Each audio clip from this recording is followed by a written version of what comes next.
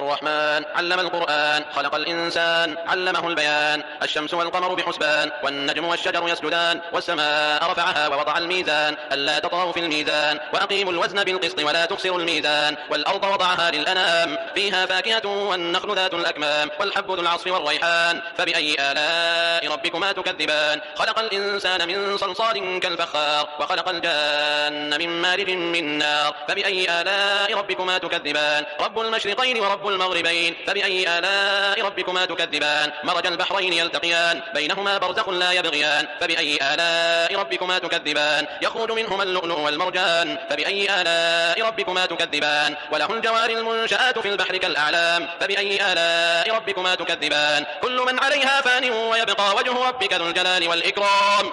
فبأي آلاء ربكما تكذبان. يسأله من في السماوات والأرض كل يوم هو في شأن. فبأي آلاء ربكما تكذبان. سنفرغ لكم أيها الثقلان. فبأي آلاء ربكما تكذبان. يا معشر الجن والإنس إن استطعتم أن تنفذوا من أقطار السماوات والأرض فانفذوا لا تنفذون إلا بسلطان. فبأي آلاء ربكما تكذبان. يرسل عليكما شواظ من نار ونحاس فلا تنتصران. فبأي آلاء ربكما تكذبان. فإذا انشقت السماء فكانت وردة كالدهان. فبأي آلاء ربكما تكذبان. فيومئذ لا يسأل عن ذنبه إنس ولا جان. فبأي آلاء ربكما تكذبان. يعرف المجرمون بسيماهم فيؤخذ بالنواصي والأقدام. فبأي آلاء ربكما تكذبان. هذه جهنم التي يكذب بها المجرمون يطوفون بينها وبين حميم آن. فبأي آلاء ربكما تكذبان.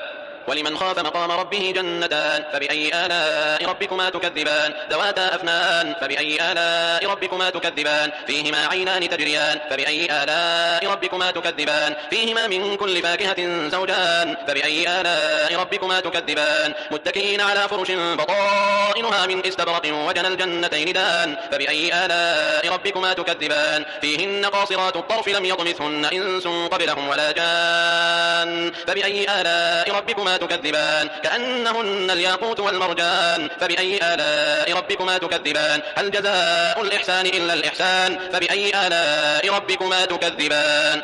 ومن دونهما جنتان. فبأي آلاء ربكما تكذبان. مدهامتان. فبأي آلاء ربكما تكذبان. فيهما عينان نضاختان. فبأي آلاء ربكما تكذبان. فيهما فاكهة ونخل ورمان. فبأي آلاء ربكما تكذبان. فيهن خيرات حسان. فبأي آلاء ربكما تكذبان. حور مقصورات في الخيام. فبأي آلاء ربكما تكذبان. لم يطمثهن إنس قبلهم ولا جان. فبأي آلاء ربكما تكذبان. متكئين على رفرف خضر وعبقري حسان. فبأي آلاء ربكما تكذبان. تبارك اسم ربك ذي الجلال والإكرام.